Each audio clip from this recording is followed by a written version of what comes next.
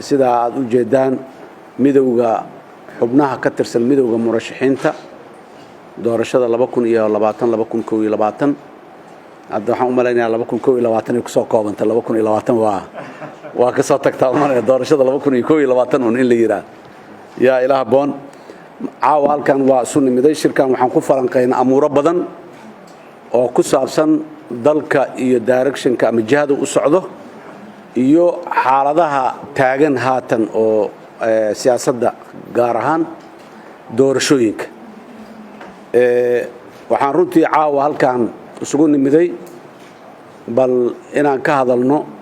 meesha ay marxaladda doorashooyinka dalka ee muddada soo socota maanta ay marayso waxaan rabaa inaan ku bilaabo hordhac ahaan dhowaantan waxaa shir hay-adda heritage isugu yeerta ka dhacay magaalada Garowe halkaas oo ay isugu tageen siyaasiyiin badan muhiimadii ay isugu tageen laakiin hadda shir siyaasadeed aanay ahayn laakiin maadaama meeshii la isugu tago la wada joogay madaxweynayaal dawlad goboleed ay joogeen dawladda federaalka madaxdeeda qaar ka mid ay joogeen baarlamaanka labada aqal baarlamaanka madaxdooda ay joogeen murashaxiintii muxuu ahaa in badan oo kamida ay joogeen yaa meeshii waxa ka dhalatay warwaaba la wada joogaaye ma taladii wax la iska yiraahdo annaga midowga murashaxiinta haddaan nahay initiative aan qaadanay waxaan u tagnay dadkii dawladda noo ahaa haddii ay yihiin dawladda federaalka iyo haddii ay yihiin dawlad goboleedyada madaxdoodii meesha joogtay meesha waxaa joogay madax labadaas heer ah waxaan u geynay tala soo jeedin in amuurihii doorashada maadaama la joogo meesha wax la iska yiraahdo way naga aqbaleen soo jeedinteennii waxay dhaheen waa talaan iskula noqonaynaa wixii aan isla soo garanana waa idiin soo sheegi doonaa haddii aad tihiin murashaxiintii guddi aan ahayn murashaxiintii meesha joogtay golahan ka tirsaneed ay magacaabeen oo direen habeen iyo maalin kadib waa noo yeereen waxay noo sheegeen in ay aad iyo aad isu soo fahmeen ay laba arrimood laba talo oo anaga u dhiibnay markiiba ay aad u falanqeeyeen oo ahayday inay meeshaan heshiis ku gaaraan waxyaabihii la isku haystay doorashada ka taagnaay kadibna ay kula noqdaan raggoodii iyo inay iclaamiyaan madal la isku imaanayo waxa lagu xallinayo si dadka Soomaaliyeed ay rajo ay u muuqato in wixii hore u socdaan madaxdii markay soo shirtay waxay nagula soo noqdeen noo sheegeen saddexdii qodob oo ugu taagneyd oo ahayday guddiga doorashooyinka qadiyadda Somaliland iyo qadiyadda Jubbaland ee gobolka Gado saddexdaas arrimood ayaan arrimaha taagnaay isfaham fiican inay ka soo gaareen oo ay maxaan ku raadayay isaga soo garteen guddigii maxaan ku raadayay doorashooyinkana wixii ka qaldan in laga saaro arinta Somaliland in ay reer Somaliland inta isku yimaadaan wax isla ogol yihiin ayagoo ay consensus ku yihiin wada ogol ku yihiin inay la yimaadaan sidaas doorasho ay ku galaan iyo arinta muxuu ahay Jubbaland ee gobolka Gado oo ayadana ay dib ula noqonayaan madaxdii muddo 3 maalmood ana inay jawaab nagu soo celi doonaan oo ay finalka noo soo sheegi doonaan khaasatan arinta gobolka Gado khusayso nasiib darro waxaan rabaa dadka Soomaaliyeed inaan u sheego madaxdii naga soo tagtay ee Garowe nooga soo tagtay ee 3 maalmood oo muddada naga qaadatay naguma soo noqonin jawaab naguma soo celinin markaan madaxweynaha jamhuuriyadda iyo raggii kala dawlad goboleedyada naga maqnaa markaan u nimiday oon arintii u sheegnay sidaana la isla gartay nama ayan dhihin naguma soo war celinin banaankan ka maqalnay murashaxiinta doorasho ma ogola iyo intay diidan yihiin iyo waa u sheegnay iyo liiskii keenan dhahnay iyo waxyaabo sidaas oo kala waxaan rabaa dadka Soomaaliyeed in ay u sheego qadiyadda maanta taagan qadiyad oo makaanika ah oo bakeerigan inta ka qaada inta dhig amaha waa qadiyad process ama muxuu ahaay wadiiqo inay marta laga rabo kalsooni u baahan wada ogol u baahan maxaan ku yiraahdaa isfaham iyo muxuu ahaay is-aaminaad u baahan waay marka arintaasi waxay ku habooneed labadii talo soo jeedeen mid kamid ah jirta hadii wax la soo garta xataa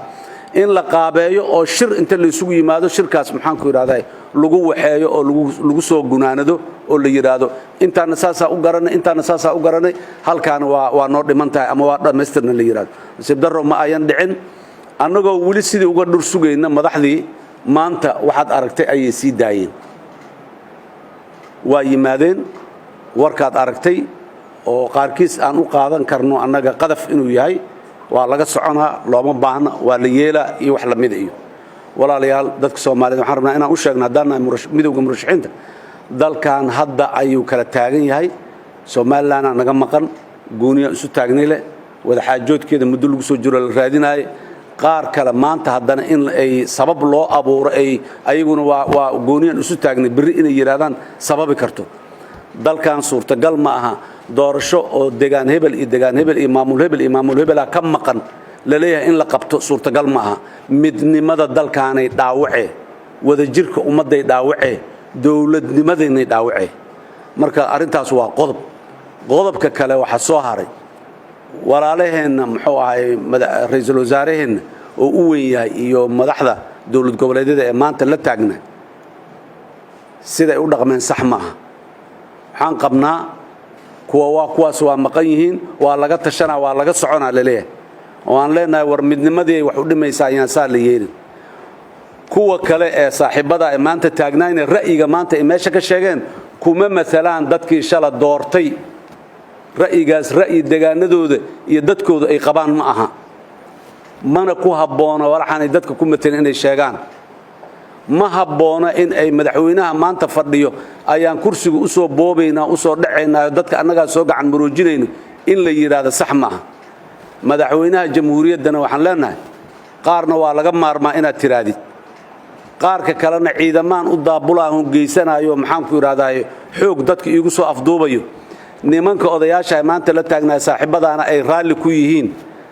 dadka Soomaaliyeed ee deegaanada ay dawlad goboleedyada maanta meesha jooga ee matalaan raali kama arintaas lamana boobi karo ciidana laguma boobi karo haddii shalay doorashooyin qaarkood xoog iyo ciidan lagu boobay tani intii hore waa ka weyn tahay ha loo gogol dhigo ha loo tartiibiyo ha loo dhimriyaan leenahay dalka in la isku haayo ayuu u baahan yahay madaxweynaha dalkaanoo la ishaysto isla jiro israbo isla fadhiya meel go'aano wada jir gaaro ayaa shala lagu wareejiyay dadkii iyo dalkiina inuu isku haayo oo sidaas ku sii xukumo haduu joogayo oo si sharci ku joogayo haddii aanu joogaynin dalkii iyo ishaysto iyo deegaanadii ishaysto mid ah oo wareejiyo ayaa looga fadhiyaa madaxweynaha gadaal inuu inta fariisto dadka Soomaaliyeed inuu la hadlo oo diido dadka maxaan ku raadayay saamilayda ee siyaasadda doorka kule inuu la hadlo oo diido ee dad kale sidii ruuxaantii oo ka soo dhaxadla madaxweynaha xal uma keenaysa waxaan leenahay madaxweynuhu ha ku noqdo taladaas dib ha u noqdo oday Soomaaliyeed aan noqonahay hadda ka hor dad ka ballan qaadee wuxuu ballan qaaday ha fuliyo oday Soomaaliyeed ha noqdo ha soo dego dadka ha la fariisto askarta iyo hubka maalin walba la sii daabulayo shalay iyo daraadii usbuucida hore maxaa gadal lagu daabulay shalay iyo maanta maxaan ku raadayay hiiraan lagu sii daabulayo daraad intii ka horeysay maxaan ku raad dhuusa mareeb lagu sii daabulay maxaa loo daabulaya loo geenaya doorashada in lagu soo dhaco waay maamulada meesha joogaay aamuslaantooda waxaan u qaadanaynaa hanaloo keena askar waxa aan ku dhacnay inay ayaguna dhaheen madaxweynuhuna uu sidaas rabo ma suurowdo ma dhacayso suurtagal sina kuma aha marka arintaas waa qatar hadda ka horna waa sheegnay annaga qadiyada aan madaxweynaha uga ra'yi duwanahay doorasho kaliya ma aha dalka inuu qatar ku jiro waay midnimadiisa inay qatar ku jirto waay in maxaan ku iraahday wadadan ay ku dhamaato meel aan fiicnayn waay waxaan leenahay ha la soo noqdo xalku markii intee jira xalku wuxuu jiraa in la wada fariisto oo la wada hadlo oo qadiyada taagan waa masiiri waa ummadan mustaqbalkeedii waa dalkan midnimadiisii waa isku hayntii ummadda kalsooni abuurkii dib u heshiisiintii muddada la soo dhisaayo oo la sii xoojiyo waaye in boogihii la danqiyo oo dib loo dhaawacayo maaha dadkan meel uu soo gaaray lama dib looma celi karo lama waxayn karo iyo warka maxaan ku soo celcelinta ah sagaashanka loo noqonayo la yiri kan iyo waa caddayn haddana waa cadday sagaashanka cid u noqonaysa male cid u noqonay cidii khaldan maanta gacanta laga qabanaa naga joog leeyahay moogiye dalkaani hoog iyo halaa kale uma noqonay ummadana waa ka timid meeshaas aqliga ummadda iyo dareenka ummadana in loo gafa ma aha oo la yiraahdo wax ma garataan la yiraahdo ma aha marka waxaan leenahay walaalayaal midowga murashaxiinta taladiisu waxay tahay xalka loo noqdo gogol la isugu yimaado dadka ay khusayso oo talada laho dhammu annagu aan ka midnahay ha yimaadaan caalamkana garab taagane maalin walbana kaalmaynayo ha soo fariista meesha ha joogo meel loo wada dhan yahay fagaaro ah wax la qariyo ma aha wax weyn waaye meel la joogo fagaaro ah arrintaas ha looga wada hadlo ha looga heshiiyo hore ha loo socdo waxaan rabaa qadiyada kale oo raba inaan ka hadalno oo aan maanta arrintan meesha uga hadlo waxay tahay waxaa baryahan suuqa la geliyey nimankan murashaxiinta ma rabaan doorasho 8 February in la gaaraa la rabaa kana la rabaa war annaga sidaynaba tala xumo iyo hoog kamaba talinaba dadkii ka tali lahayna ma ahin dalkaanuun meel u jihaysan 8 February in la gaaro cidda mas'uuliyadda ka maanta haysa horta mas'uulka annaga mas'uulka ma ahin shalay heshiisyaal la galay dhuusamareeb 1 dhuusamareeb 2 3 dhuusamareeb shalay waxa la lahay waa laga soconayaa la lahay ayadoo dawlad goboleedyada qaarkood maqan yihiin waxa xaqiiqo noqotay inaan laga soco karin muqdisho la isugu yimid bishii September waa la heshiiskii waa maanta dhaqan gelintiisa wax la isku haysto nasiib darro dadka Soomaaliyeed inay fahmaan waa heshiiskii inuu dhaqan galo waxa diidan waa dawladda federaalka waay iyo intii muxuu ahay inay wax u hoosaasisan rabto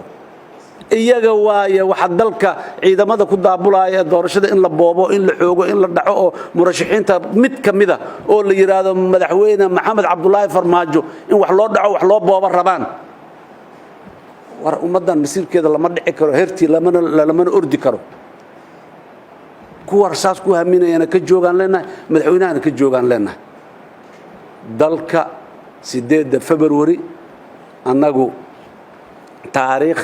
qoran oo dastuuri oo meel taalo waa laga guuriyay muhiim ma ah ma dhahayno laakiin xalaan rabnaa wax socdaan rabnaa doorashadii aan rabnaa oo si sax ah ku socotaan rabnaa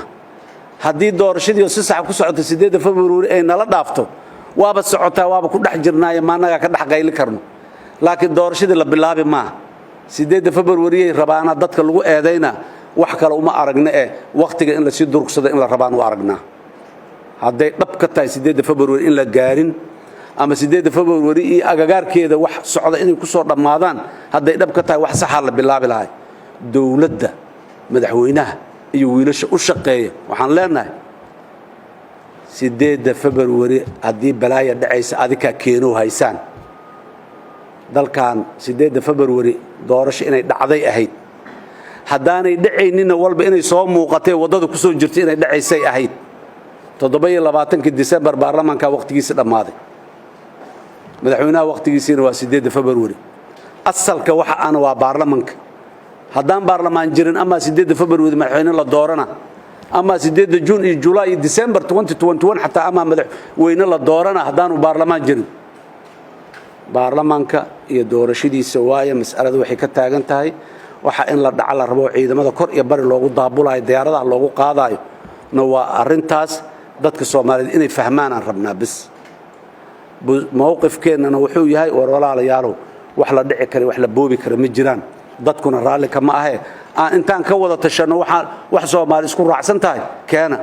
oo annaga hadaan rabina awal baa naga tagi jirteen idinku isku soo raaca laakiin adikana idima rabno murashaxiintii iyo mas'uuliyiintii hadaatihiin annaga dhaxdaynana isma rabno koox yaro iswadato maxaan ku raad suuq madow aha meelaha wax ka bixiso masiirka ummadda Soomaaliyeed suuq madow kuma socon karo afarnimo isjecel ma wadi karaan afar maxaan ku raadaa hoos muxuu ahay balaayo uga heshiis ma wadi karaan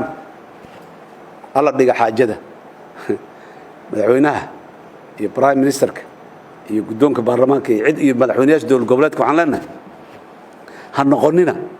ninkii yiri hilibkii madaxa inta saartay hilibka la qaybiyo war dhulka soo dhig waa la qaybila hilibka laga kala ma yahay la qaybiyo madaxana ku siisitay hilibkii ha noqonina aan leenahay xaajada dhulka soo dhiga waa laga wada tashana waana lagu heshiina waana lagu nabadooba waana la isku jeclaana la isku nicmaayo waxa qaanuunku qabo sharcigu qabo dadku rabaan la isku manaco aad iyo aad u mahadsantiin mar kale waa ku celinaynaa waxaan leenahay doorashada iyo mustaqbalka iyo masiirka ummadda iyo dalka midnimadiisa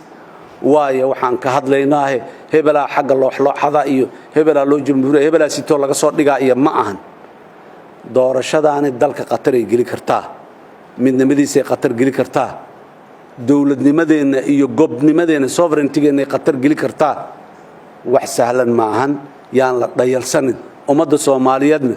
dhagahoodii indhahooda ha taagnaado hana foojignaadaan aan leenahay haddii dawladdu wixii maanta ay ku dhawaaqday inay sii wado ay go'aansato ay ku adkaysato